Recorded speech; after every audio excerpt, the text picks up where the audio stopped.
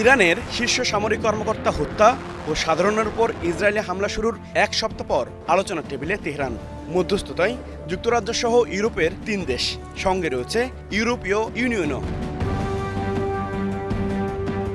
তবে সুইজারল্যান্ডের জেনেভায় বৈঠক শুরুর সময়ই এর ভবিষ্যৎ নিয়ে বিরূপ মন্তব্য মার্কিন প্রেসিডেন্ট ডোনাল্ড ট্রাম্পের। যুদ্ধ বন্ধের এই উদ্যোগকে দেখছেন খাটো করে, বলছেন ইউরোপ ইরানকে সহায়তা দিতে পারবে না, তাই এই বৈঠক অর্থহীন।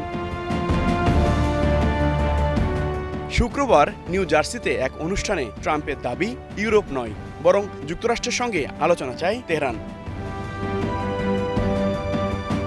পাশাপাশি তেল আবিবকে ইরানে আক্রমণ বন্ধ করতে বলবেন না বলেও সাফ জানিয়ে দেন তিনি।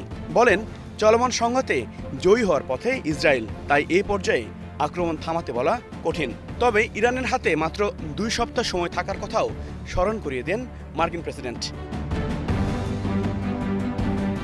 এর আগে জেনেভার বৈঠকে ইরানের পররাষ্ট্রমন্ত্রী আব্বাস আরাঘচি জানিয়েছিলেন, ইসরায়েল হামলা বন্ধ করলে এবং তাদের জবাবদিহি করা হলে আলোচনায় বসতে প্রস্তুত তেহরান।